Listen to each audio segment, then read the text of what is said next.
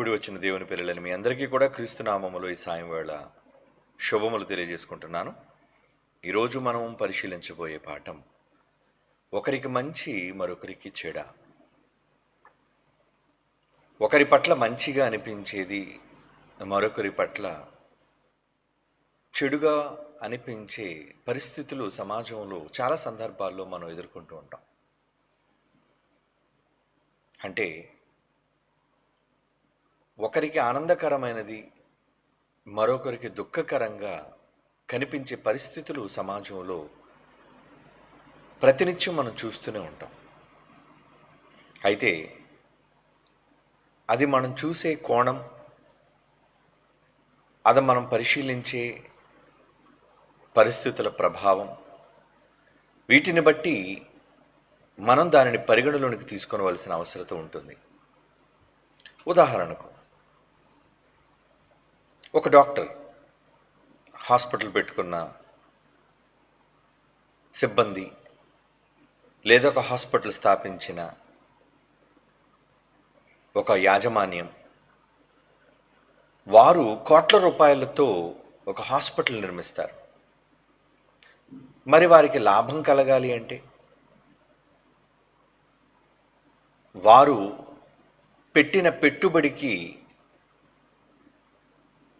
వారికి లాభం చేకూరాలి అంటే ఏం జరగాలి? వారి హాస్పిటల్ అంతా రోగులతో నిండిపోవాలి. అంటే వారు చేసే ప్రార్థన, ఉదయాన్నే లేచి వారి దేవుళ్ళకు వారు చేసుకునే ప్రార్థన ఏమని ఉంటుంది? దేవుడా, ఈరోజు హాస్పిటల్లో ఎక్కువ మంది పేషెంట్లు రావాలి, నా హాస్పిటల్ అంతా కూడా పేషెంట్స్తో నిండిపోవాలి, వాళ్ళు కట్టే రోగాల కొరకైన ధనంతో నేను బ్రతకాలి, నేను సంతోషించాలి. అంటే హాస్పిటల్కి వెళ్ళడానికి ఎవరు ఇష్టపడతారు చెప్పండి? మనలో ఏ ఒక్కరైనా హాస్పిటల్కి ఇష్టపూర్వకంగా వెళ్ళడానికి మనం ఎప్పుడైనా సిద్ధపడతామా అంటే నెవర్. ఎప్పుడు ఏనాడు మనం హాస్పిటల్కి వెళ్ళాలి అని ఇష్టపడం. ఒక పార్కుకు వెళ్ళినట్లుగా, ఒక బీచ్కి వెళ్ళినట్లుగా, ఒక పండగకు వెళ్ళినట్లుగా వైద్యశాలకు వెళ్ళడానికి మనం ఇష్టపడం. కారణం అది బాధాకరమైనది. ఒక హాస్పిటల్కి వెళుతున్నాము అంటే ఏదో ఒక తీరని రోగం, ఏదో మనల్ని భయపెట్టే ఒక భయం మనలో ఉంటేనే తప్ప వైద్యుడిని మనం సంప్రదించడానికి వెళ్ళం. తీరా అక్కడికి వెళ్ళిన తర్వాత మనలోని ఆలోచనలు ఏంటి? ఇంతకీ నాలో ఉన్న రోగం ఏంటో, దీనికి అయ్యే ఖర్చు ఎంత ఉంటుందో, నిజానికి ఈ రోగం నుంచి నేను బయటపడతానో లేదో, ఈ సందేహాలన్నీ కూడా మనలో సర్వసాధారణంగా కలుగుతుంటాయి. అవును, వెళ్ళేవాళ్ళు, రోగులుగా అడ్మిట్ అయ్యేవాళ్ళు, వైద్యుని సంప్రదించేవాళ్ళు, వారి పాయింట్ ఆఫ్ వ్యూ అంటారు. పిఓవి అంటే వాళ్ళ పాయింట్ ఆఫ్ వ్యూ అని. అంటే వారి యొక్క అవగాహన విధానం ఎలా ఉంటుందంటే, అసలు నాకు రోగం రాకూడదు, నేను హాస్పిటల్కి వెళ్ళకూడదు అన్నది వారి ఆలోచన. మరి వైద్యుడి కోణం, హాస్పిటల్ వైద్య సిబ్బంది యాజమాన్యం కోణం, వారి కోణం ఎలా ఉంటుంది? ప్రజలు రోగాల బారిన పడాలి. మీరు నమ్మరు, కరోనా రావటం వల్ల చాలా హాస్పిటల్స్ కోటీశ్వర్లుగా మారిపోయారండి. అప్పటి వరకు ఊరు పేరు లేని చిన్న వైద్యులు కూడా ఒక్కసారిగా కరోనా మహమ్మారి వలన కోట్ల రూపాయల సొమ్మును చేసుకున్నారు. ఎందుకంటే ప్రాణభయం, బ్రతకాలి అన్న ఆకాంక్ష మనుషుల్లో ఉండటం వలన పరుగులు తీశారు హాస్పిటల్స్కి. ఇక వాళ్ళ దోపిడీ విధానం అంటారా, లక్షలు కొల్లగొట్టారండి. కొన్ని సందర్భాల్లో అయితే కోట్లు కూడా దాటాయి. లక్షలే. అంటే వారికి లాభం, రోగికి రోగం. రోగి ఉద్దేశంలో ఆలోచిస్తే అది అతనికి కీడు. కానీ డాక్టర్ పాయింట్ ఆఫ్ వ్యూలో మనం ఆలోచిస్తే అది వాడికి లాభం. మన రోగం వాడికి లాభం.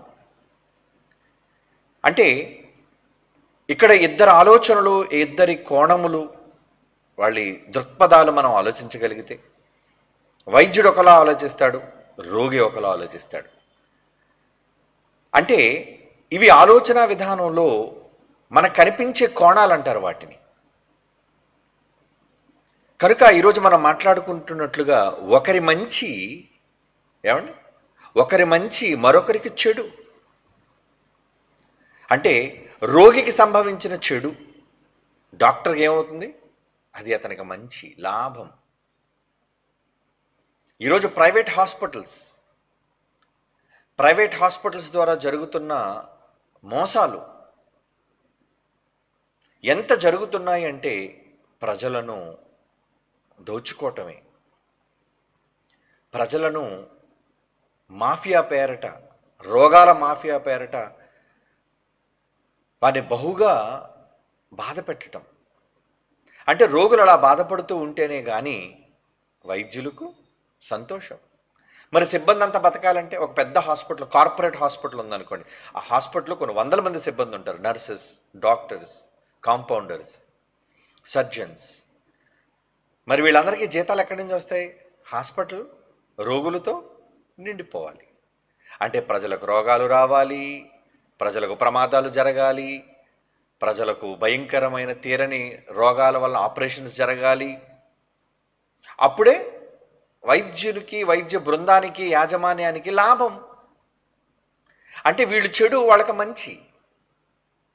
దేవుని పిల్లలారా, ఇలా మనం ఆలోచించే కోణం బట్టి ఉంటుంది.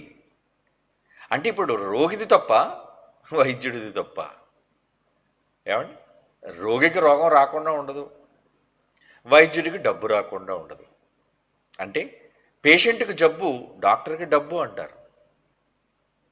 అంటే ఒకరికి మంచిగా అనిపించేది మరొకరికి బాధాకరంగా ఉంటుంది. హాస్పిటల్లో బిల్ పే చేసి వచ్చేటప్పుడు, ఎంత డబ్బులు తినేశారండి, నన్ను పిండేశారండి అని అనుకుంటారు. డాక్టర్కి ఎలా ఉంటుంది? జాక్పాట్ కొట్టాను నేను. పెద్దవాళ్ళు పెద్ద రోగాలతో జాయిన్ అయ్యారు అనుకోండి, వాళ్ళకి అదే పండగ, సందడి. ఎందుకంటే డబ్బులు వస్తూనే ఉంటాయి. వాళ్ళు పెట్టిన వ్యాపారానికి లాభం వస్తూనే ఉంటుంది. ఇంతకీ ఈరోజు సమాజంలో మనం ఏ కోణంలో మనం ఆలోచించాలి దీన్ని? ప్రజలకు బాధలు కలుగుతున్నాయి, ప్రజలకు సంతోషాలు కలుగుతున్నాయి. కలిగే సంతోషాల్లో కానీ, కలిగే బాధల్లో కానీ ఏ కోణంలో మనం ఆలోచించాలి? ఏమండి, అంటే మంచి చెడు రెండు ఉంటాయి. మంచి కలిగితే సంతోషిస్తున్నాం, చెడు కలిగితే బాధపడుతున్నాం. కానీ మంచి చెడు ఎక్కడి నుంచి వస్తాయి? మంచి చెడు ఎక్కడి నుంచి వస్తాయి చెప్పండి? యోబు రోగగ్రస్తుడే మంచాన పడ్డాడు, ఉన్నదంతా కోల్పోయాడు. భార్య వచ్చి వెక్కిరిస్తూ మాట్లాడుతుంది, తన ప్రాణాన్ని వదిలిపోమ్మంటుంది. అప్పుడు యోబు ఆమెతో అన్న మాట, మూర్ఖురాలు మాట్లాడుతున్నావు, మనం దేవుని వలన మేలు అనుభవించుట తగును గాని కీడు అనుభవించతగదా అంటున్నాడు. చూడండి, అంటే ఆ మాట చూడండి, దేవుని వలన మేలు అనుభవించుట తగును గాని. యోబు గ్రంథంలో చూడండి, 2వ అధ్యాయం 10వ వచనం. యోబు గ్రంథం 2వ అధ్యాయం 10వ వచనం. అందుకతడు, మూర్ఖురాలు మాట్లాడుతున్నావు, దేవుని వలన మేలు అనుభవిస్తామా? కీడును అనుభవింప తగదంటే దేవుని నుంచే మేలు కీడు వస్తుందా? దేవుని నుంచే మేలు కీడు వస్తుందా? అవును. అంటే దేవుని నుంచే మేలు కీడు వస్తున్నప్పుడు, దేవుని వలనే మనుష్యులు వీటన్నిటినీ పొందుతున్నప్పుడు దేవుడు మంచివాడా చెడ్డవాడా? ఏమంటే దేవుడు మంచివాడా చెడ్డవాడా? ఏమనుకుందాం దేవుణ్ణి? ఎలా భావిద్దాం దేవుణ్ణి? ఏ కోణంలో చూద్దాం దేవుణ్ణి? ఏమండి, దేవుడు లోకాన్ని కలుగు చేశాడు.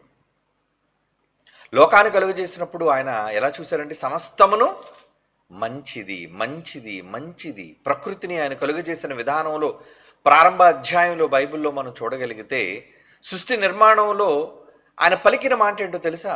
ప్రకృతిని కలుగు చేసిన తర్వాత అది చాలా మంచిదిగా ఉండెను అంటాడు. చూడండి, చాలా మంచిదట.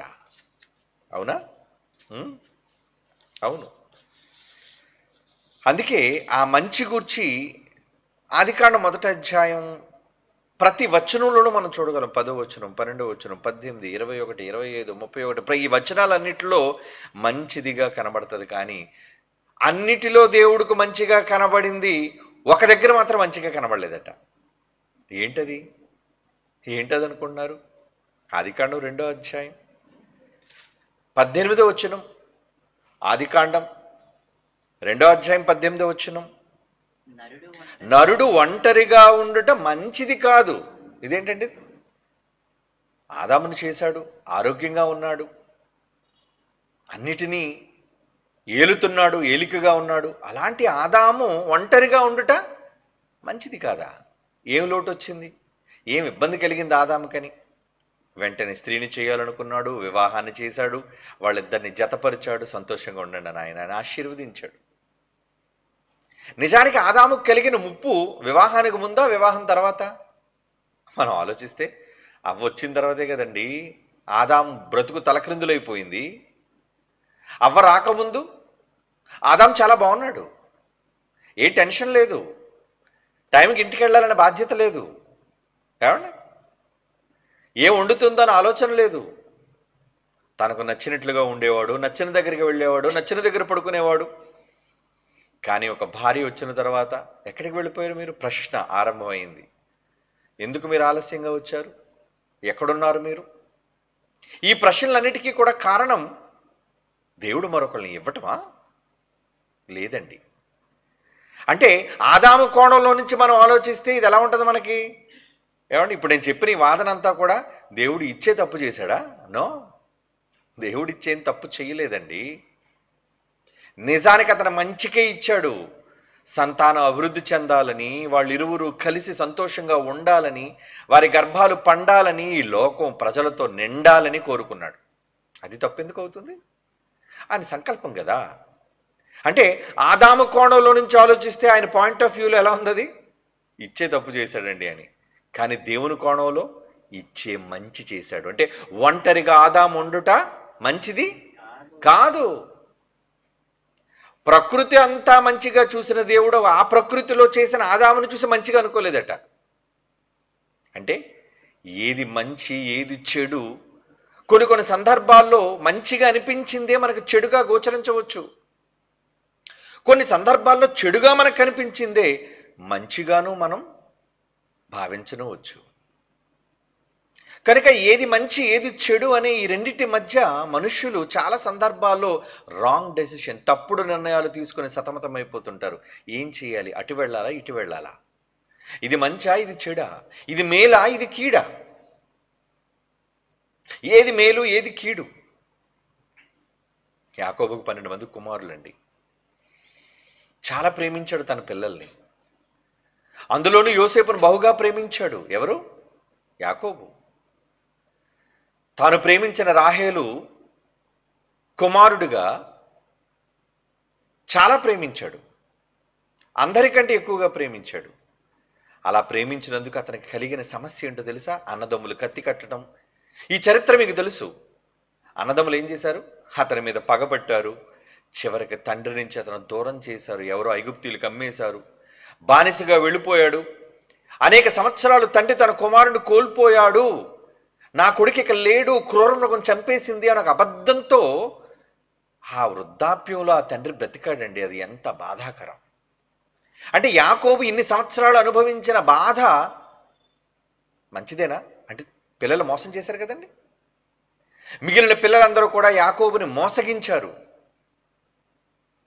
కానీ తరువాత జరిగిన పరిణామాలను బట్టి మనం ఆలోచించగలిగితే అక్కడ రాయబడిన మాట నిజంగా బైబిల్ చూద్దామండి, ఎంత బాగుందో ఆ మాట. ఆదికాండం 45వ అధ్యాయం 5వ వచనం. యోసేపు ఏం మాట్లాడుతున్నాడో చూడండి.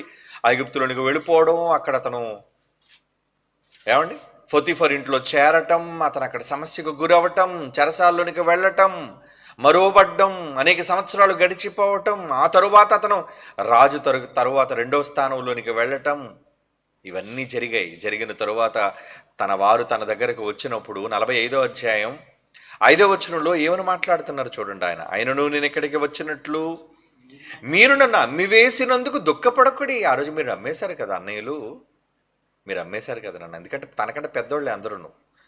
దుఃఖపడకుడి, అది మీకు సంతాపము పుట్టింపనీయుకుడి, బాధ కలిగిస్తుందని అనుకుంటున్నారా? బాధపడకండి. ప్రాణరక్షణ కొరకు దేవుడు మీకు ముందుగా నన్ను పంపెను.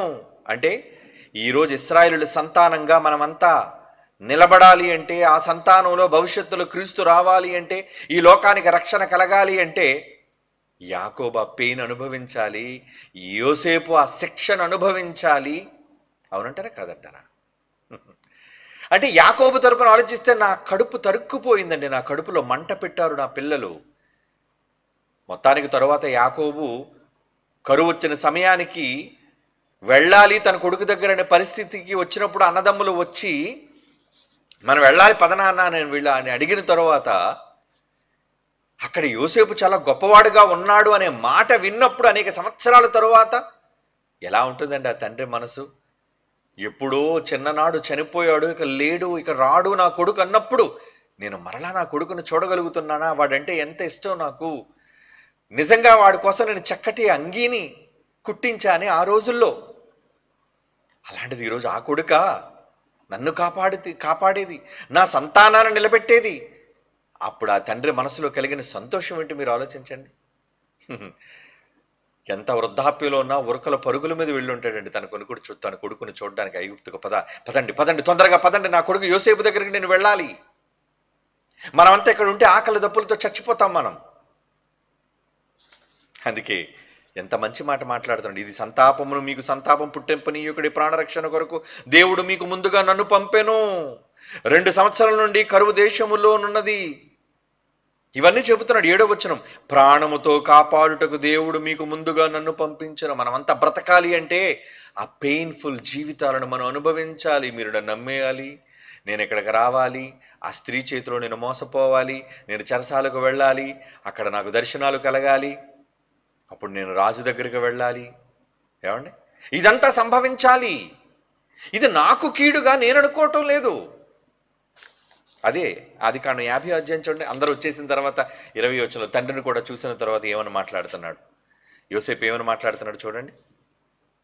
ఆదికాండం 50 అధ్యాయం 20 వచనం అండి.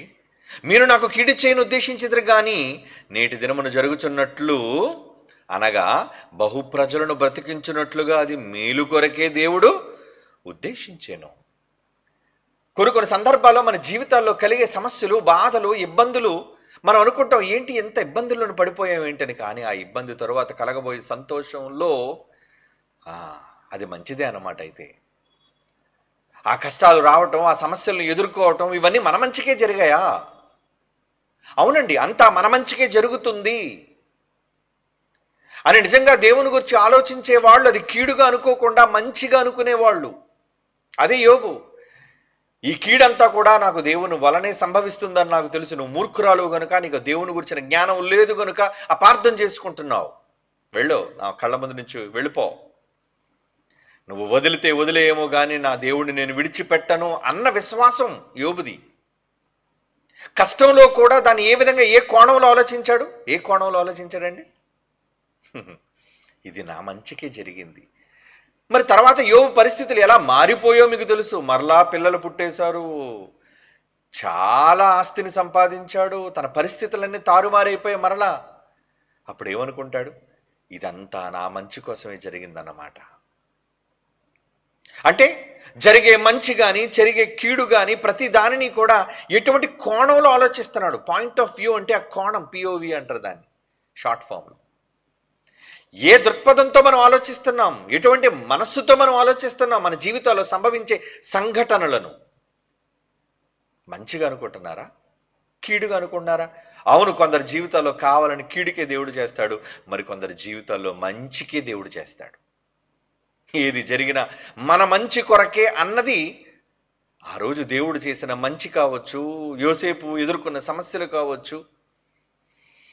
ఏమండి, నువ్వు మంచి అనుకొని నువ్వు సమర్థించుకోవటం కాదు. అక్కడ సౌలు వెళ్ళాడు, యుద్ధానికి వెళ్ళమన్నాడు, మొత్తం అంతా నాశనం చేసి రానన్నాడు. కానీ సౌలు వెళ్ళాడు, యుద్ధానికి వెళ్ళిన తర్వాత అక్కడ మంచి వాటిని ఎంచి తీసుకొచ్చాడు. ఏంటయ్యా ఈ ఎడ్ల రంకెలు వినబడుతున్నాయి, ఏంటి చేసావు నువ్వు సౌలు అని ప్రశ్నించినప్పుడు సౌలు చెబుతున్న సమాధానం ఎలా ఉంది? నేను ఎవరి కోసం తెచ్చానో తెలుసా? చెడు కోసం కాదే. ఏమండి ప్రవక్త గారు, మీకు చెడుగా అనిపిస్తుందా ఇది? నేను ఎందుకు తెచ్చానంటే చెబుతున్నాడు చూడండి ఆయన. మొదటి సమూయేలు గ్రంథం 15:15 మొదటి సమూయేలు గ్రంథం 15:15 అందుకు సౌలు అమాలేకీయుల యొద్ద నుండి జనులు వీటిని తీసుకుని వచ్చిరి. నీ దేవుడైన యెహోవాకు బలులు నర్పించుటకు జనులు గొర్రెలలో ఎడ్లలో మంచి వాటిని ఉండనిచ్చిరి. మంచిని నేను చూశాను, వాళ్ళంతా మంచివన్నీ, ఎడ్లు బాగున్నాయండి, బలంగా ఉన్నాయి, మన యెహోవాకు బలు అర్పించొచ్చండి అన్నప్పుడు నాకు కూడా చాలా నచ్చింది. సరే తీసుకుపోదండి, మంచి వాటిని ఎంచండి అన్నారు. మంచి వాటిని ఉండనిచ్చిరి, మిగిలిన వాటిని మేము నిర్మూలము చేసిదమనగా. ఏమండి 15 19 ఏమన్నాడు చూడండి. నీవు ఎందుచేత యెహోవా మాట వెనక దోపుడు మీద ఎగబడి ఆయన దృష్టికి కీడు చేసితివి. నువ్వు తప్పు చేసావయ్యా సౌలు, తప్పు చేసావు. ఏంటి, యెహోవాకి వీటన్నిటిని తీసుకొని వచ్చి బలివ్వటం గిఫ్ట్స్ అనుకున్నావా? నువ్వు తెచ్చిన గిఫ్ట్స్ని చూసి దేవుడు సంతోషిస్తాడు అనుకున్నావా? పిచ్చోడా, ఆయనకు నచ్చలేదు. నువ్వు ఆలోచించిన విధానం, నీకు మంచి అనిపించింది, యెహోవాకి ఎలాగనిపించింది అది? బలి ఇద్దాం యేసు ప్రభువుకి అని సౌలు ఆలోచించాడు. కానీ దేవుడు కోణం ఎలా ఉంది? నువ్వు తెచ్చావు, నా మాట ఎదిరించావు కనుక ఇక ఇశ్రాయేలు మీద రాజుగా నువ్వు ఉండకూడదు, విసర్జించేస్తాను నిన్ను అనేసాడండి. అంతే, వెళ్ళిపోయాడు. ఇంకప్పటి నుంచి రాజుగా అతను లేడు ఇశ్రాయేలు మీద. అంటే అతడు మంచి అనుకున్నది దేవునికి ఎలా ఉంది? అది కీడు. అందుకే అన్నాడు చూడండి, కీడు, ఆయన దృష్టికి కీడు చేసితివి. అంటే సౌలుకు మంచిగా అనిపించింది, దేవునికి ఎలా ఉంది? కీడుగా అనిపించిందండి, కీడు. అవును. కనుక నువ్వు ఏ కోణంలో నీ కుటుంబంలో లేదంటే నీ జీవితంలో సంభవించే సంఘటనలు ఆలోచిస్తున్నావు?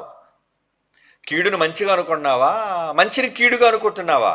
అవును, ప్రజలు ఎలా అనుకుంటారు అలా అనుకుంటారు. జరిగే కీడును మంచిగా అనుకునే వాళ్ళు ఉన్నారు, జరిగే మంచిని కూడా కీడు కోసం అనుకునే వాళ్ళు కూడా ఉంటారు. అంటే ఏది సంభవించినా ఎందుకు సంభవిస్తుంది అనేది నీ కోణం కాదు ఇక్కడ చూడవలసింది. ఏమండి, మనకు కొన్ని కోణాలు బాగానే ఉంటాయి.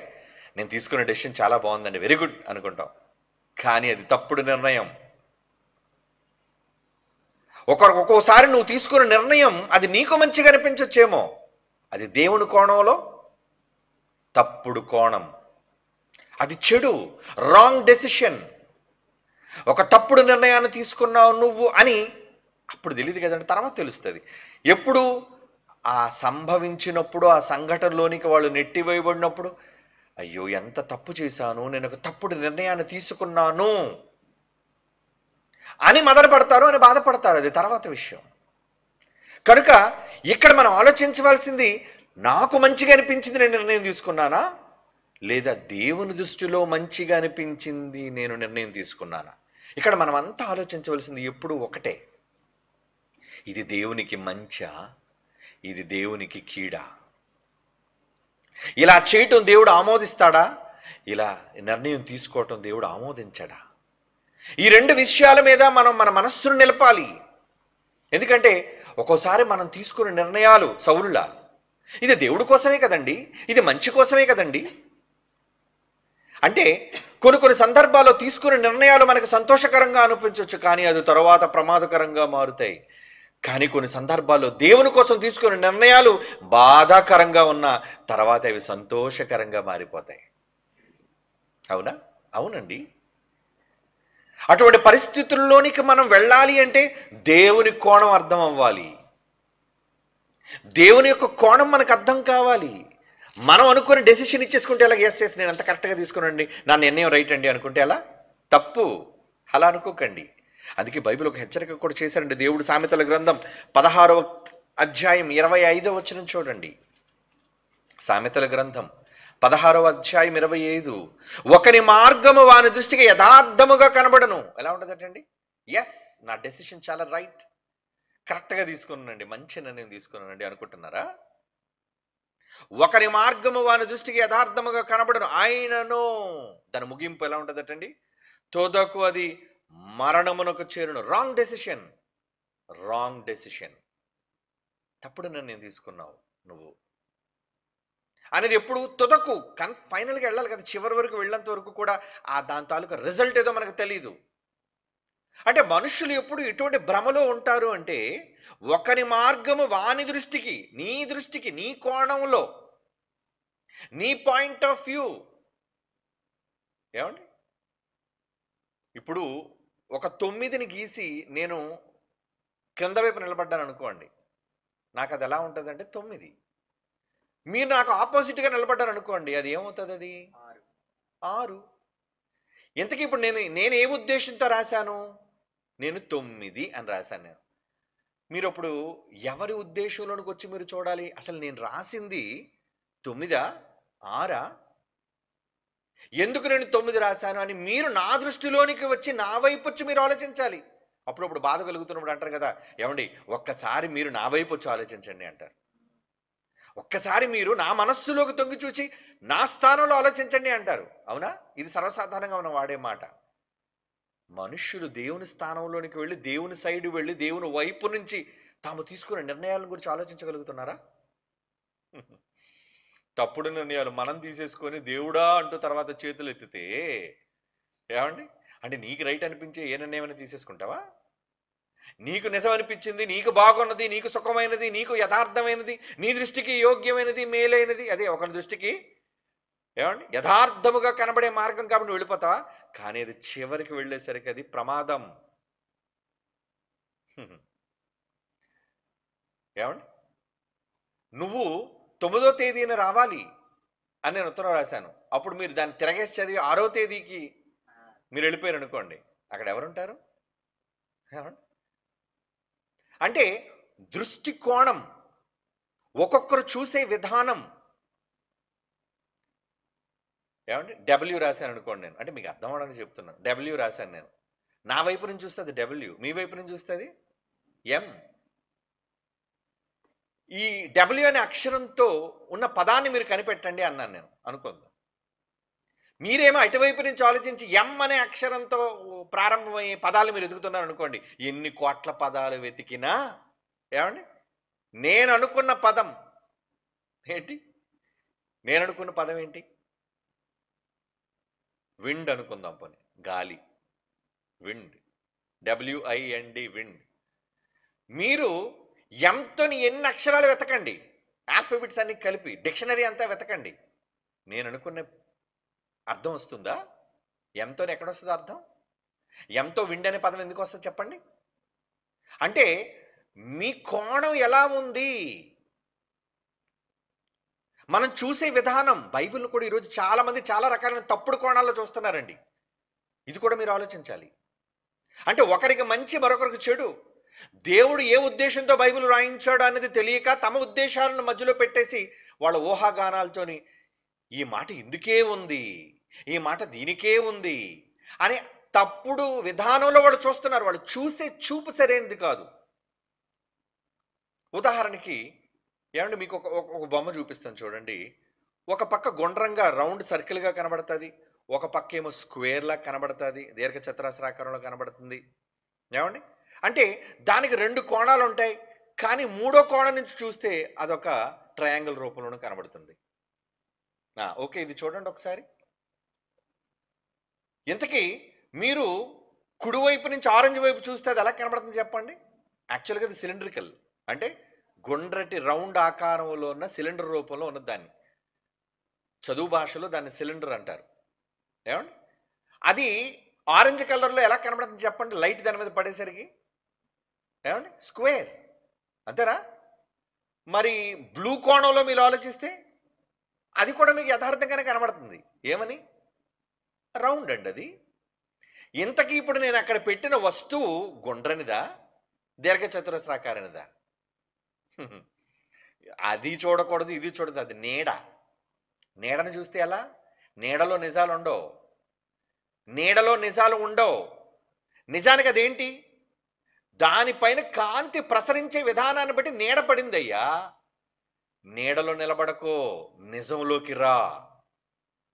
ఈరోజు బైబిల్లో కూడా ఇదే కోణంలో ఏమండి ఒక రోడ్డు మీద ఒక నీడ పడింది. ఆ నీడేంటో ముందు చూడండి. చూపించిన ఆ నీడేంటో.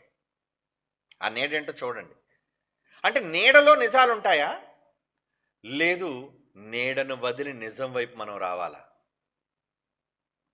అంటే ఒక ఫెవికాల్ అనే ఒక బోర్డు ఏమంటే రోడ్డు మీద. ఇది కాదు. ఫెవికాల్ అని నేనంటే బుర్రలేదురా మీకు? ఆ? సరిపోను అదేనా పెట్టండి.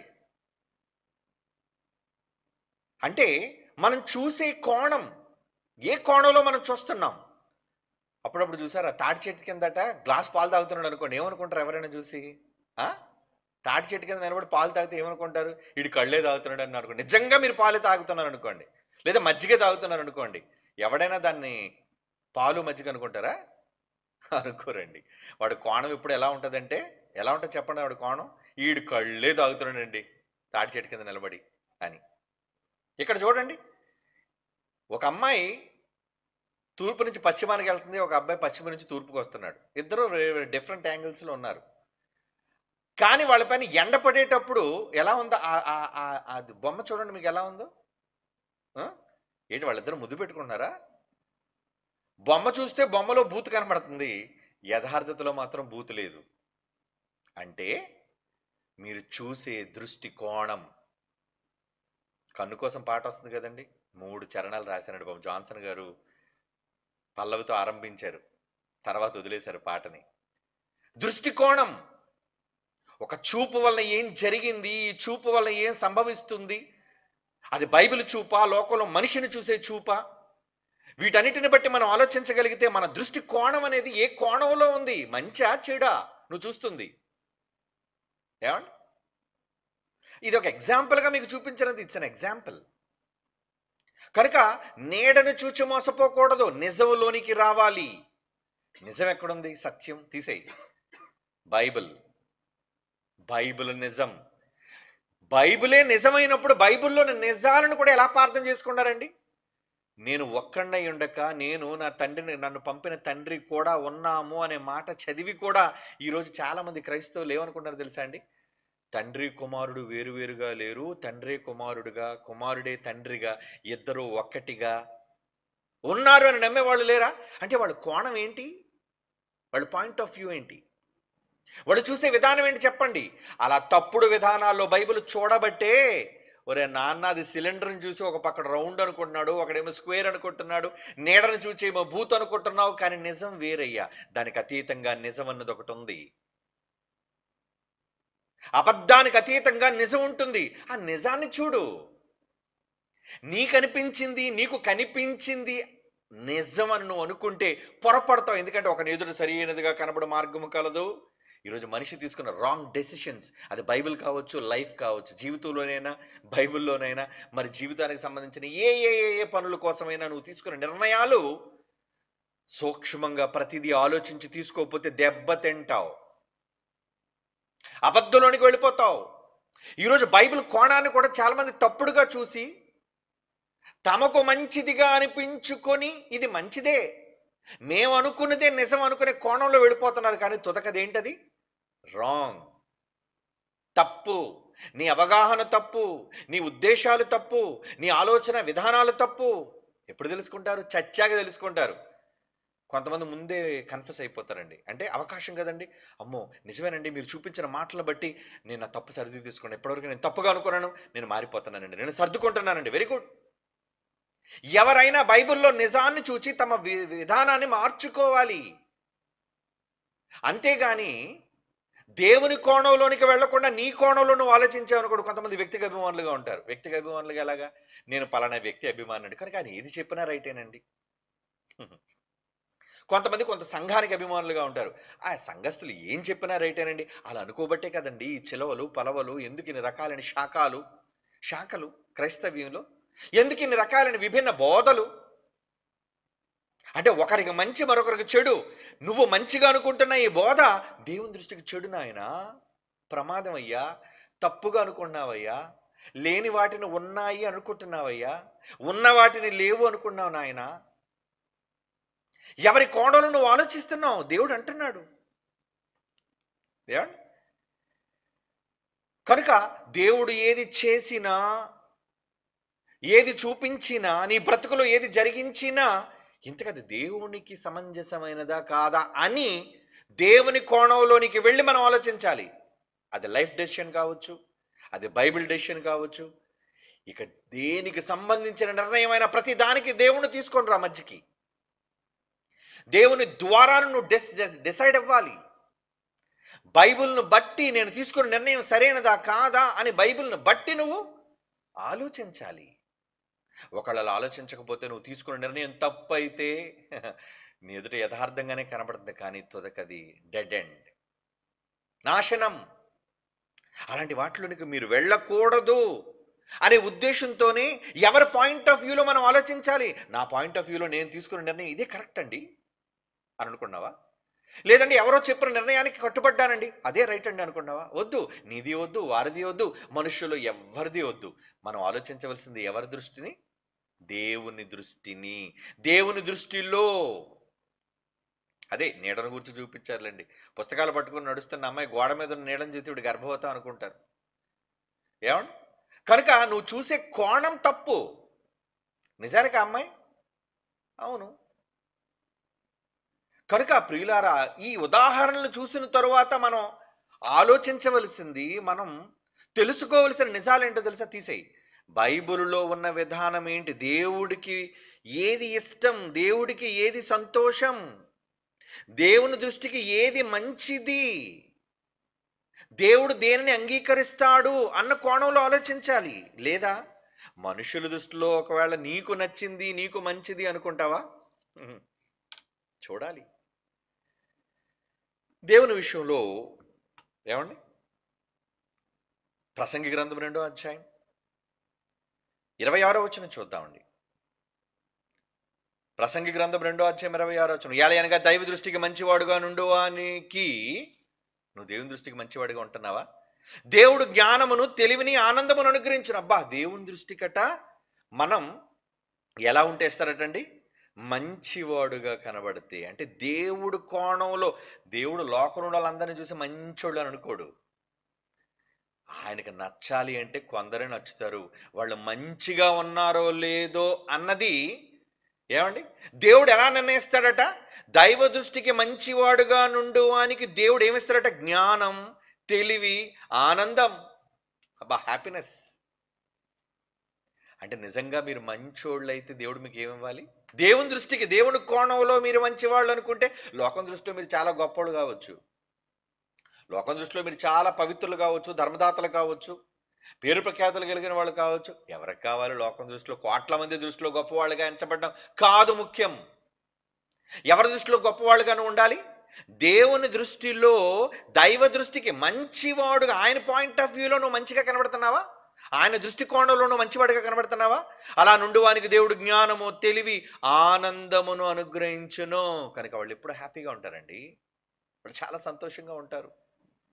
అలాంటి వాళ్ళని దేవుడు చాలా విషయాల్లో కాపాడుతుంటాడట. కాపాడుతాడా? అవును, అవును. ప్రసంగి గ్రంథం, అదే ప్రసంగిలో మాట్లాడుతూ ఏమన్నాడు చూడండి, 7వ అధ్యాయం 26. ప్రసంగి గ్రంథం 7వ అధ్యాయం 26. మరణము కంటే ఎక్కువ దుఃఖము కలిగించున్నది ఒకటి నాకు కనబడను. డెత్ కంటే ప్రమాదకరమైంది, దుఃఖాన్ని కలిగించేది ఒకటి కనబడిందట. అది ఏంటంటే, అది వలల వంటిదే, ఊరుల వంటి మనస్సును, బంధకముల వంటి చేతులను కలిగిన స్త్రీ. ఏమంటున్నాడు? మరణము కంటే దుఃఖము కలిగించున్నది. అనుభవంతో సొలొమోను రాస్తున్నాడు ఈ మాట. ఏమని? వలల వంటిదై, ఉరులు వంటి మనస్సును, బంధకముల వంటి చేతులు కలిగిన స్త్రీ. ఉరులు, బంధకాలు, అటువంటి చేతులు కలిగిన స్త్రీ. అంటే భూమి మీద ఉన్న అందరి స్త్రీలు అలాంటి వాళ్ళని కాదండి దేవుని ఉద్దేశం. కొందరు ఇటువంటి మనస్తత్వం కలిగిన వాళ్ళు ఉంటారు. అంటే ఏంటి? ఉరులు వంటి, వలల వంటి, ఉరుల వంటి మనస్సును, బంధకముల వంటి చేతులను కలిగిన స్త్రీ. వాళ్ళ మనస్సు ఏంటంటే ఉరులు. మనస్సుతో నిన్ను నాకాడతారు, మనస్సుతో నిన్ను కట్టేస్తారు. ఏమండి? వలలి వంటిదై, ఉరులు ఉరులు, చిక్కుకుపోతాను అందులో. అటువంటి స్త్రీలు ఉంటే దేవుని దృష్టికి మంచివారైన వారు దాని నుంచి తప్పించుకుందురు గాని పాపాత్ములు దాని వల్ల పట్టబడుదురు. పాపులట దొరికిపోతారట, మంచివాళ్ళట తప్పించేసుకుంటారట. తప్పిస్తాడు దేవుడు. ఎందుకు? దేవుని దృష్టికి గొప్పవాడుగా మంచివాడుగా ఉన్నవాడు, అరే నాన్న నమ్మొద్దు వీళ్ళందరినీ, వీళ్ళు దొంగలు, ప్రమాదకరమైన వాళ్ళు, ఇలాంటి వాళ్ళని నమ్మి నువ్వు మోసపోకూడదు అని దైవ దృష్టికి మంచి వాళ్ళైన వారు ఎవరైనా కావచ్చు, స్త్రీలే కావచ్చు, పురుషులే కావచ్చు. అంటే భావం ఆలోచిస్తే నిన్ను కొన్ని కొన్ని సందర్భాల్లో ఉరిలో వంటి పరిస్థితుల్లోనికి వెళ్ళిపోకుండా, ఆ పరిస్థితుల్లోనికి నువ్వు నెట్టబడకుండా దేవుడే నిన్ను కాపాడతాడు. బయటకు వచ్చే నాయన, బయటకు వచ్చి, అమ్మ బయటకు వచ్చే తల్లి, నువ్వు బయటకు వచ్చే. మరి ముఖ్యంగా లేడీ క్యారెక్టర్లో ఇటువంటివన్నీ ఉంటున్నాయి అనే అనుభవంతో చెప్పాడు. కాబట్టి దైవ దృష్టికి మంచి వాళ్ళట ఎవరట? దేవుని దృష్టికి మంచివారైన వారు దాని నుంచి తప్పించుకొందురు. అంటే నువ్వు దేవుని దృష్టికి గొప్పవాడిగా ఉంటే జ్ఞానం, సంతోషం, ఆనందం, దుర్మార్గపు పరిస్థితుల నుంచి నువ్వు తప్పించబడటం. అంటే దేవుని కోణంలో నువ్వు మంచివాడుగా నువ్వు కనబడితే నువ్వు తప్పించబడతావు నాయన. కనుక ఇప్పుడు దేవుని కోణంలో మీరు మంచివాళ్ళుగా ఉండాలనుకుంటున్నారా? లేదు. మనుష్యులు అనుకునే కోణంలో మీరు మంచివాళ్ళుగా కనబడాలి అనుకుంటున్నారా? మనుష్యుల దృష్టిలో ఒకవేళ గొప్పవాళ్ళుగా అనుకుంటే మనుష్యులలో ఘనముగా ఎంచబడినది. ఏమండి? మనుష్యుల దృష్టిలో ఉంటుంది చూడండి ఆ మాట. మనుష్యుల దృష్టిలో ఘనముగా ఎంచబడినదట, దేవుని దృష్టిలో ఎలా ఉంటుంది తెలుసండి? అది ఎలా ఉంటుంది తెలుసండి?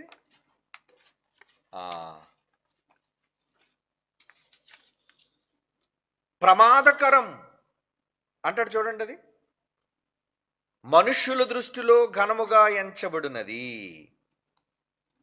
లోకాసువార్త 16వ అధ్యాయం 15, లోకాసువార్త 16:15, ఆయన మీరు మనుషుల ఎదుట నీతిమంతులను అనిపించుకుని వారు కానీ దేవుడు మీ హృదయములు ఎరుగును. మేమేదో మనుషుల ఎదురు గొప్పవాళ్ళుగా మంచివాళ్ళుగా ఉండాలనుకుంటున్నారా?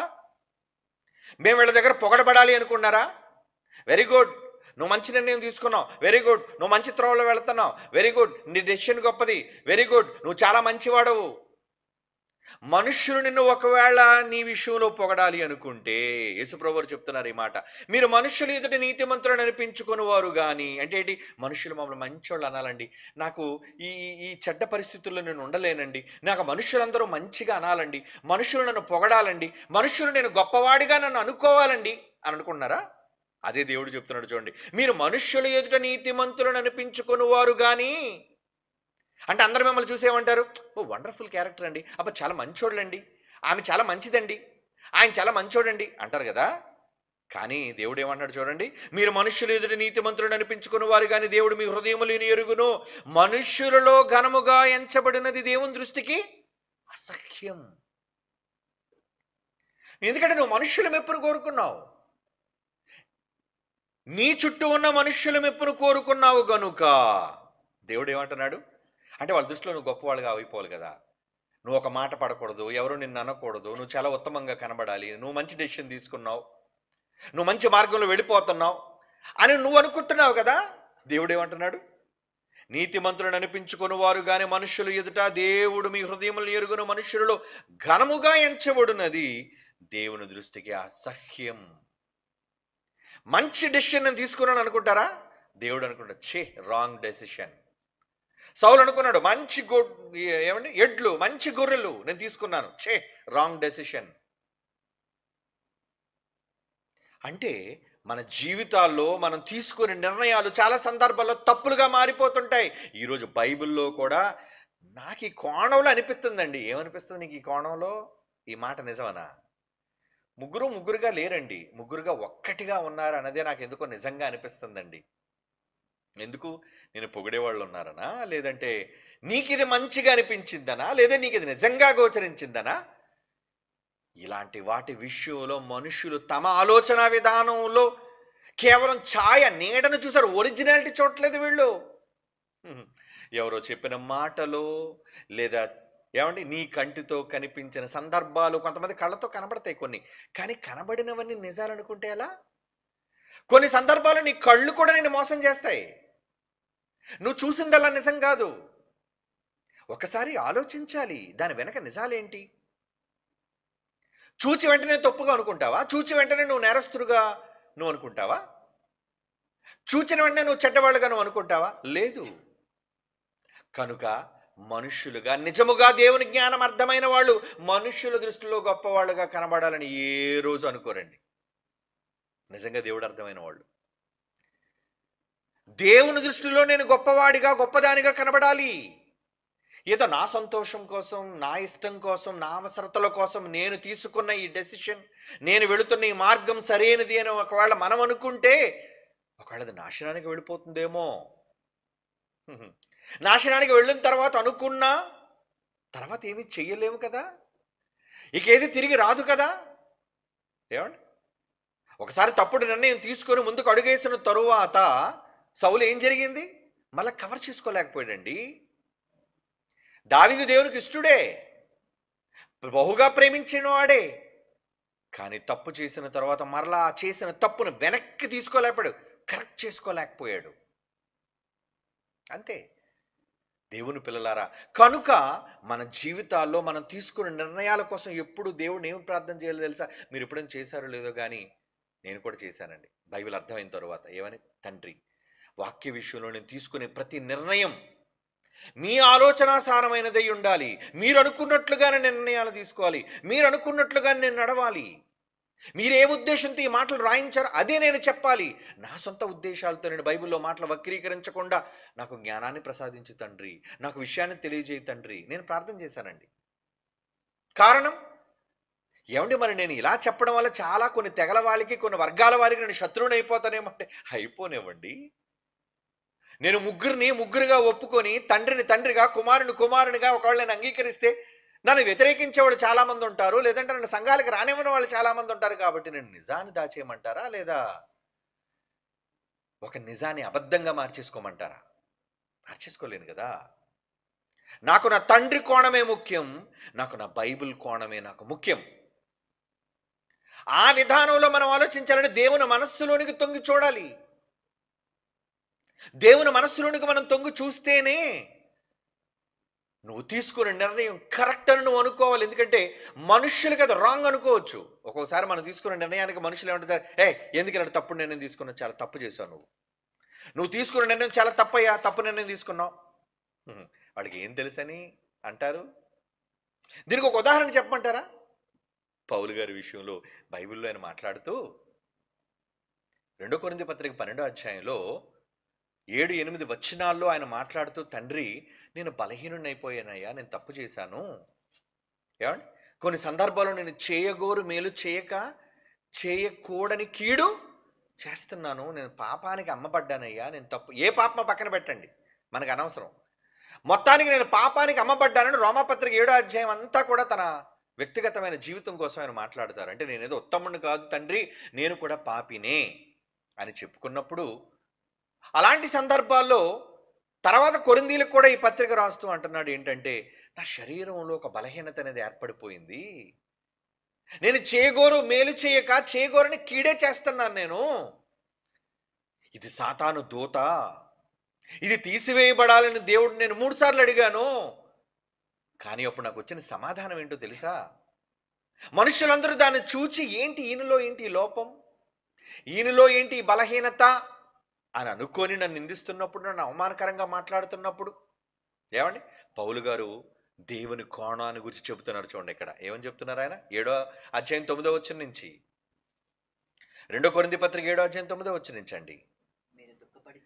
మీరు ఏమండి క్షమించండి, 2 కొరింథీ 12వ అధ్యాయం 8వ వచనం, క్షమించండి, 2 కొరింథీ 12వ అధ్యాయం 8వ వచనం. ఒక బలహీనత ఉంది నాలో, అది సాతాను దూతగా పాపముగా నా శరీరంలో ఉంది. ముళ్ళు అంటే పాపము. బైబిల్ ఇచ్చిన సమాధానం, నా శరీరంలో ఒక పాపం ఉంది, అది తీసివేయబడాలని నేను ఏమన్నాడు, దాని విషయమై 3 సార్లు ప్రభువుని వేడుకున్నాను. అవి నీకు అనుకుంటే సాధ్యమే కదయ్యా, నువ్వు తీసేయగలవు కదయ్యా, నువ్వు అనుకుంటే నన్ను మార్చేయగలవు కదయ్యా అని నేను అన్నప్పుడు దేవుడు ఏమని సమాధానం ఇచ్చాడు చూడండి. తర్వాత వచనం, అందుకు నా కృప నీకు చాలు, నేను ఉన్నాను కదా నాయన, నా బ్లెస్సింగ్ నీకుంది. బలహీనతల యందు నా శక్తి పరిపూర్ణమగుచున్నది. అని ఆయన నాతో చెప్పాడు. అంటే పౌలు గారిలో ఉన్న బలహీనత, ఆ బలహీనత దేవుడు తీసేయమంటే తీసేయకుండా నీకు ఈ బలహీనత ఉండటం మంచిది నాయన, ఉంచు ఉంచు ఉంచు. సాతాను దూత ఏజెంట్గా ఉంది, నేను ఇబ్బంది పెడుతుంది నాకు తెలుసు. అది ముళ్ళుగా ఉందో తెలుసు, అది పాపముగా ఉందో నాకు తెలుసు. దాన్ని చూసి చాలా మంది నేను ఇబ్బంది పెడుతున్నారని నాకు తెలుసు, నేను అంటున్నారని నాకు తెలుసు. కానీ ఏమంటున్నాడు దేవుడు ఇక్కడ? ఆయన కోణంలో, లోకం కోణం ఎలా చూస్తుంది? ఏంటండి పౌలు గారు ఎంత మంచి ప్రసంగికుడై ఉండి ఈ బలహీనత ఏంటండి ఆయనలో అనుకోవచ్చు. నన్ను ఇబ్బంది పెడుతున్నా, వాళ్ళ మాటలు ఇబ్బంది పెడుతున్నాయి, వాళ్ళు చూసే విధానం నన్ను ఇబ్బంది పెడుతుందని పౌలు మాట్లాడుతున్నప్పుడు దేవుడు అన్నాడట, నువ్వు ఎందుకనైనా బాధపడతావు? వాళ్ళ నీకు పరలోకం ఇచ్చేది నేను కదా, నా కృప నీకు చాలును. ఇంకేమన్నాడు ఆయన? నీ బలహీనతలలో, నీ బలహీనత యందు నా శక్తి పరిపూర్ణమగుచున్నది. అంటే నీ బలహీనత నేను తీసేను కానీ ఈ బలహీనతలోనే నువ్వు శక్తిమంతుడివి. అందుకే నేను ఎప్పుడు బలహీనుడనో అంటాడు, కిందకి వెళ్ళేసరికి నేను అప్పుడే బలవంతుడనో. 10వ వచనం, నేను ఎప్పుడు బలహీనుడనో అప్పుడే నేను బలవంతుడను. బలహీనుడినా నేను బలవంతుడిని. బలవంతుడిగా దేవుడే నన్ను తీస్తున్నప్పుడు, బలవంతుడిగా దేవుడే నన్ను నిర్ణయిస్తున్నప్పుడు నేనెందుకు బలహీనుడు అని అనుకోవాలి? లోకమంతా అనుకుంటే అనుకోనివ్వండి, లోకమంతా నిందిస్తే నిందించనివ్వండి. నీ బలహీనతలో నా శక్తి, అంటే దేవుడు కోణంలో ఎలా చూస్తున్నాడు? నీ బలహీనతను ఆయన బలహీనతగా చూడటం లేదు. ఏమంటే యేసు ప్రభు దగ్గరికి పాపాత్ముడైన స్త్రీ వచ్చింది, పాదాలు కడుగుతుంది. చుట్టూ ఉన్న జనం అంతా ఎలా చూస్తున్నారు? ఈ ఊర్లోనే ఈవిడ చాలా చెడ్డ పేరు కలిగింది కదా, చాలా పాపి కదా ఈవిడ, ఆయన ఎలా ముట్టుకొని ఇచ్చాడు తెలుసు కదా, వ్యక్తులు ఎలా అంటారో చూడగానే చెప్పేయగలడు కదా ఆయన శిష్యులు అనుకుంటున్నారు. ఎలాంటి ముట్టనిచ్చాడు, ఎలాంటి ముద్దు పెట్టుకొని ఇచ్చాడు, ఎలాంటి అత్తరు పోయినిచ్చాడు, కన్నీళ్లతో పాదాలు కడగనిచ్చాడు అని మాట్లాడుతున్నారే కానీ యేసుప్రభువు ఏ కోణంలో చూశారు ఆమెని? ఏమండి, నువ్వు పశ్చాత్తాపడ్డావమ్మా, నువ్వు చాలా మంచిదేనమ్మా. ఇదేంటంటే లోకంలో ఉన్న వాళ్ళందరూ చెడ్డవాళ్ళు చెడ్డదని మాట్లాడుతుంటే దేవుని కోణం ఎలా ఉంది? ఇప్పుడు చెప్పండి, ఇప్పుడు మనం ఏ కోణంలో ఆ స్త్రీని మనం చూడాలి? ఏ కోణంలో ఆ స్త్రీని చూద్దాం చెప్పండి? లోకం అనుకున్న కోణంలో చూద్దామా, దేవుడు అనుకున్న కోణంలో చూడాలా? దేవుడు అనుకున్న కోణంలోనే చూడాలి. అది లోకానికి ఇబ్బందికరంగా ఉంటుంది, అది లోకానికి అవమానకరంగా ఉంటుంది, అది లోకానికి కాస్త ఇక్కట్టుగానే ఉన్నట్టుగా ఉంటుంది. కానీ దేవుని కోణం మనకు ముఖ్యం. దేవుడు తీసుకునే మంచి ఒక మనిషికి చెడు కావచ్చు, దేవుడు తీసుకునే దేవుని దృష్టిలో ఒక చెడు నీకది కీడుగా అనుకుంటున్నావేమో కానీ అది భవిష్యత్తుకు మంచి. అంటే నీ శరీరంలో ఆ బలహీనతను ఉంచటం నా ఇష్టం, ఉండని, నేను కదా నేను బలవంతుడిగా చేస్తున్నాను అంటే దేవుడు తన విధానంలో తన పిల్లలైన వారిని తన జ్ఞానము ద్వారా ఎటువంటి విధానంలో నడిపిస్తున్నాడో మీరు ఆలోచించండి.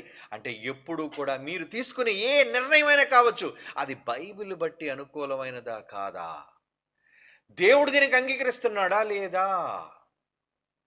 ఏమండి, నేను దేవుని కోణంలో అడుగులు వేస్తున్నానా లేదా? ప్రస్తుతానికి ఏదైనా ఇబ్బందికరంగా ఉండొచ్చు, అది కూడా చెప్పాడు. ఇప్పుడు సమస్త శిక్ష దుఃఖకరంగా కనబడుతుంది, నీ కోణంలో నీ కలుగుతున్న ఇబ్బందులు అవమానం లోకమంతా నేను అంటది. మరి ఏమన్నా చూసి ఏమ్మా పెళ్లి కాకముందే తాలి పడకముందే ఏంటమ్మా నిలతిప్పావు అన్నివ్వండి.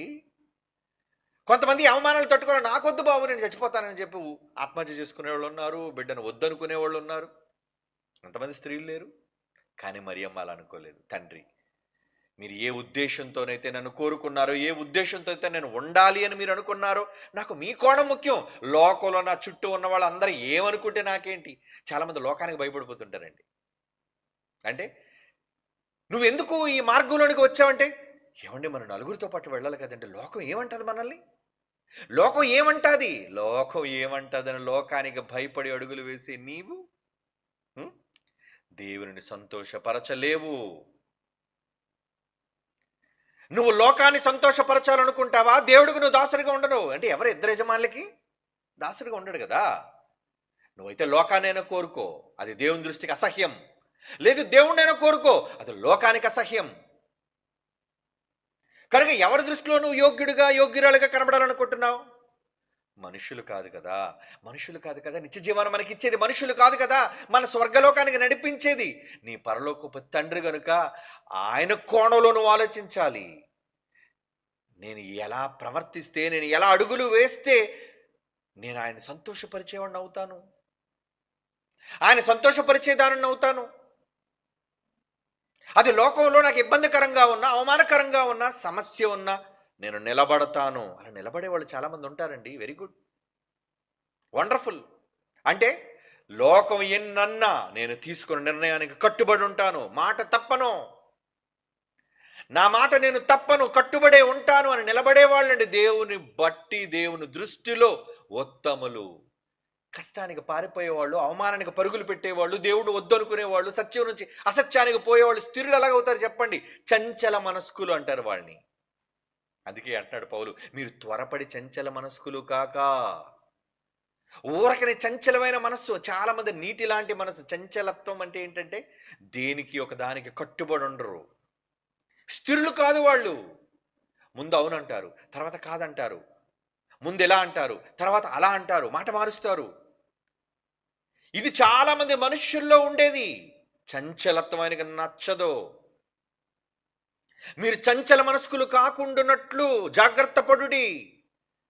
అంటే ఇబ్బంది కలిగేసరికి మాట మార్చేసేవాళ్ళు, అవమానం కలిగేసరికి ప్లేటు తిప్పేసేవాళ్ళు, ఏమండి, సమస్యను ఎదుర్కొనేసరికి వద్దనుకునేవాళ్ళు చాలామంది ఉంటారు. కానీ ఎన్ని సమస్యలు వచ్చినా నిలబడేవాళ్ళు, తాము తీసుకున్న నిర్ణయానికి కట్టుబడి ఉండేవాళ్ళు వాళ్ళండి స్ట్రాంగ్.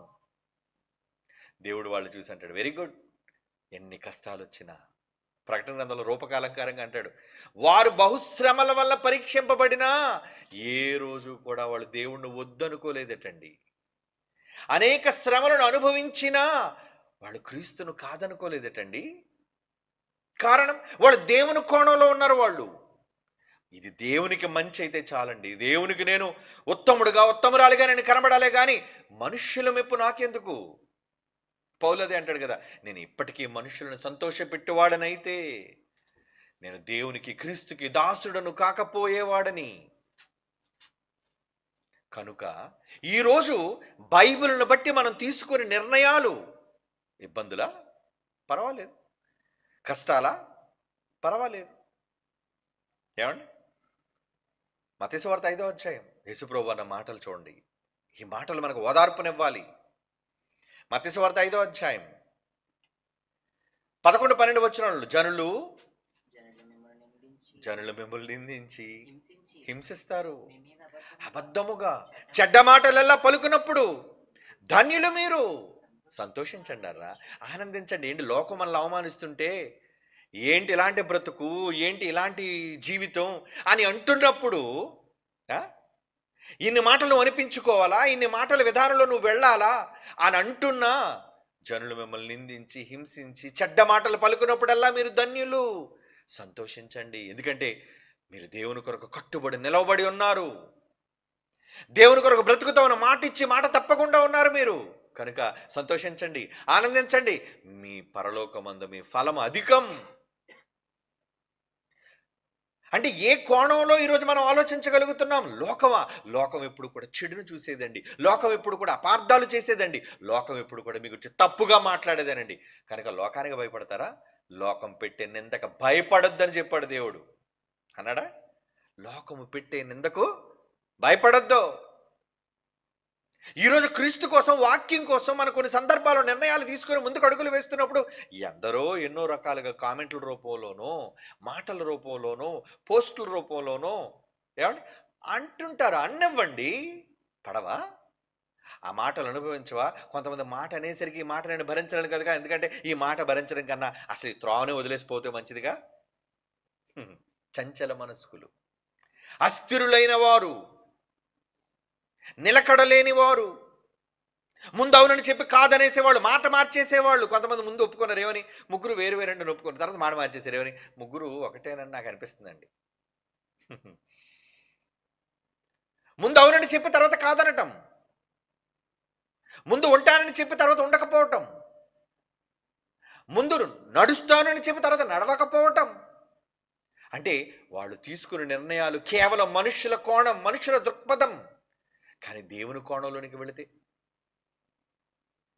దేవుని కోణంలోనికి వెళితే నువ్వు దేనికైతే కట్టుబడ్డావో, నువ్వు దేనికైతే నిలబడ్డావో, నువ్వు దేనికైతే స్థిరపడ్డావో, నువ్వు దేనికోసమైతే అడుగులు వేద్దాం అనుకున్నావో, అలా స్థిరులుగా కదలని వారుగా కట్టుబడి ఉండేవాళ్లే కదా మరణము ప్రాణం పోయినంత వరకు ప్రభువుని విడిచిపెట్టని వాళ్ళు, అనుకున్న దానికి మాటిచ్చి నిలబడిన వాళ్ళు, ప్రాణం పోయినంత వరకు అనుకున్న దానికి కట్టుబడిన వాళ్ళు. మార్చేం మనం మాట. పరిస్థితుల ప్రభావం వచ్చిందని, మనుషులు మనల్ని నిందిస్తున్నారని మనం మార్చేసుకుంటావా? నో. అంత బలహీనులం కాదు మనం, అంత బలహీనులం కాదు. కీర్తన గ్రంథంలో ఏమన్నాడు చూడండి, 109వ కీర్తన 109వ కీర్తన 28వ వచనం, 109వ కీర్తన 28వ వచనంలో తన దాసుడు ఏమని మాట్లాడుతున్నాడు చూడండి. తన సేవకుడు అనుభవించే బాధలను గురించి ఏమని మాట్లాడుతున్నాడు చూడండి దేవుడు. వారు 28 109వ కీర్తనలోని 28వ వచనం, వారు శపించుచున్నారు కానీ నీవు దీవించుదువు. వారు లేచి అవమానము పొందెదరు గాని నీ సేవకుడు సంతోషించును. అవమానాలు కలుగుతాయి, వాళ్ళు శపిస్తారు, కానీ దేవుడు ఏం చేస్తాడంటే వాళ్ళు శపించుదురు కానీ నేను నిన్ను దీవించెదను. నేను నిన్ను దీవిస్తాను, నేను బ్లెస్ చేస్తాను నిన్ను. అంటే మనుష్యులు తమ బ్రతుకులలో దేనికోసమైనా దేవుని కోణంలో కాకుండా తమ సొంత కోణంలో, మనుష్యుల కోణాల్లో ఆలోచించి అబద్ధాలలోనికి, తప్పుడు మార్గాల్లోనికి వెళ్ళిపోతుంటారు మెజారిటీ. కానీ మంచి వాళ్ళు తప్పించబడుతుంటారు, సన్మార్గంలోని వెళ్ళిపోతుంటారు. దేవుడే వాళ్ళని నడిపిస్తుంటాడు, అందుకు కావలసిన జ్ఞానము, వివేకము దేవుడే వాళ్ళకు అనుగ్రహిస్తుంటాడు. మనుషులు శపించడాన్ని దీవిస్తుంటాడు, వాళ్ళ బలహీనతల్లో కూడా దేవుడు బలపరుస్తూ ఉంటాడు. నా కృప నీకు తోడయ్యందు నాన్న, నువ్వు డోంట్ వరీ, ముందుకు వెళ్ళు. కనుక దేవుని కోణం కోసం మీరు ఆశపడతారా, లేదా మీరు అనుకున్నట్లుగా మీ దృష్టికి యథార్థమైన మార్గంలోని మీరు వెళ్ళిపోతారా? ఏ మార్గంలోని వెళ్ళాలనుకుంటున్నారు? మీకు అనిపించింది చేయటం కాదు, దేవునికి అనిపించినది, బైబిల్ ఆమోదించినది, దేవుడు అంగీకరించిన దానిలోనే మీరు ఎప్పుడు నడవాలి, వెళ్ళాలి. మీరు పట్టుకున్న దాన్ని విడిచిపెట్టకుండా గట్టిగా పట్టుకుని ఉండి అని ఎన్నిసార్లు దేవుడు చెప్పాడు. కానీ మనుషులు ఎంత ఈజీగా మారిపోతున్నారు, ట్విస్ట్. అవునా? అవునండి, ఒకప్పుడు అలాగ అన్నామండి, ఇప్పుడు మాకు అలాగ అనిపించట్లేదండి, మాట మార్చేస్తాం. మాట తప్పువారు అట్టివారు నరకం. మాట తప్పే వారికి నరకం. నువ్వు ఒకనాడు మాట్లాడిన మాట, అవునా, అదే బైబిల్ పట్టుకొని చెప్పిన మాట, తర్వాత నువ్వు చెబుతున్న మాట, ఎందుకు మార్పు వచ్చేసింది? నీ మాటలో మార్పు. నువ్వు అనుకున్న దానికి కట్టుబడి లేవు. ఎందుకు? ప్రజల కోణం, మనుషుల కోణం, నీకనిపిస్తున్న న్యాయం కాదు. దేవునికి సమంజసమైన మార్గంలో మనం వెళ్ళాలి, దేవుడు మెచ్చిన విధానంలోనికి మనం వెళ్ళాలి. అందుకే ఆయన ఏం మాట్లాడుతున్నాడండి? యెషయాగ్రంథం 5:20, యెషయాగ్రంథం 5వ అధ్యాయం 20 వచనం ప్రియులారా. యెషయాగ్రంథం 5వ అధ్యాయం 20వ వచనం ఏమంటున్నాడు చూడండి.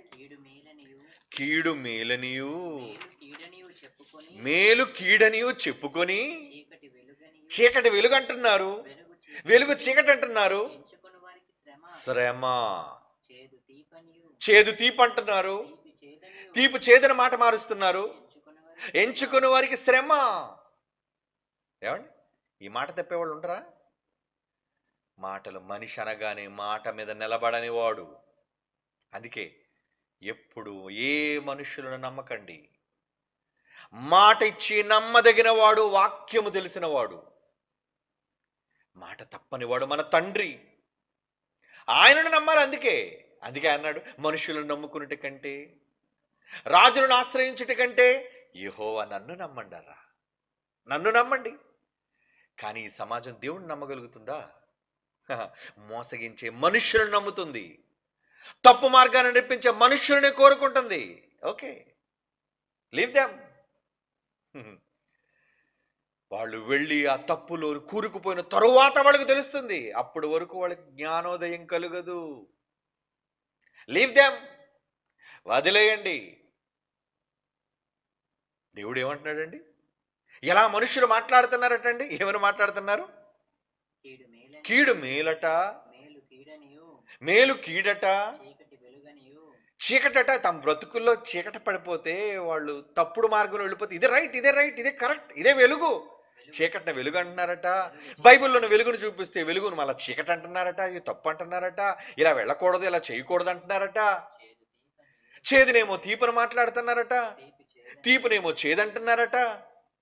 అంటే ఇలాంటి మనస్తత్వాలు మన జీవితాల్లో ఉంటాయి.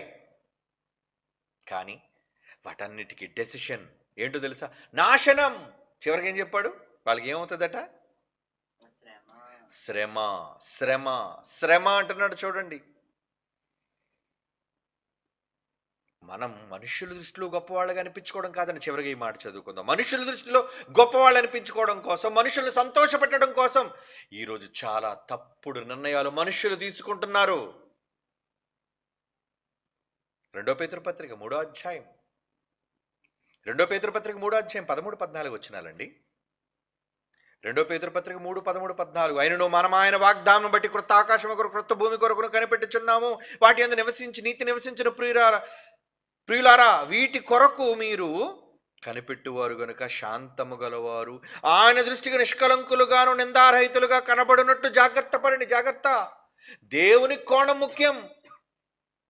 నేను మనుషుల దృష్టిలో, మా ఇంటి వాళ్ళ దృష్టిలో, మా చుట్టుపక్కల ఇరుగు పొరుగు వాళ్ళ దృష్టిలో నేను గొప్పగా కనబడ్డానండి. కాదు, వాళ్ళ దృష్టిలో మంచివాళ్ళుగా నువ్వు కనబడితే నీకు ఏ మేలు ఒరగదయ్యా.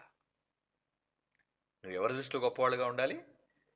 ఆయన దృష్టికి, దేవుని దృష్టికి నిష్కలంకులుగాను నిందారహితులుగాను కనబడినట్లు జాగ్రత్త.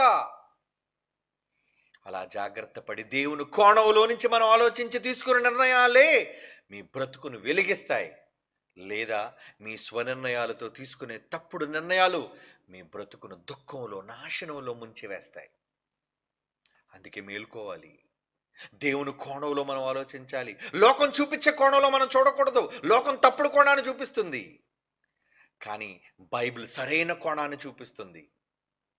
బైబిల్ కోణమే నిజమైన కోణం కనుక వారికి మంచిదైనట్లుగా ప్రవర్తించడం కాదు. అందుకే ఒకరి మంచి మరొకరికి చెడా? మనుషుల దృష్టికి మంచిగా నువ్వు ఉండాలి అనుకుంటే అది దేవుని దృష్టికి చెడు. మనుషుల దృష్టికి చెడుగా ఉండాలనుకున్నావా? అది దేవుని దృష్టికి మంచి. కనుక ఆయన దృష్టిలో, ఆయన కోణంలో మనం మన జీవితాలని ముందుకు నడిపించాలి, లేదా నాశనాన్ని ఎదుర్కొంటాం. God bless you. కళ్ళు మూసుకొని ప్రార్థన చేసుకుందాం.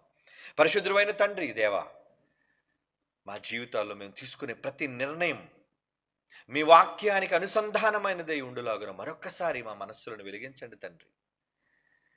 మనుష్యులను మోసగించే వారంగా మేము ఎన్నడూ ఉండకుండా మీ పట్ల న్యాయవంతులముగా, యథార్థవంతులముగా, మాట తప్పని వారముగా, అనురాగము గలవారముగా, సత్యము పక్షాన నిలబడిన వారముగా, మీ కోణములో మేము ఉండువారముగా మమ్మల్ని నడిపించండి.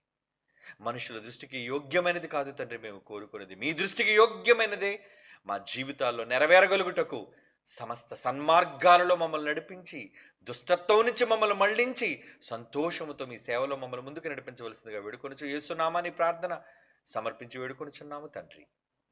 ఆమేన్.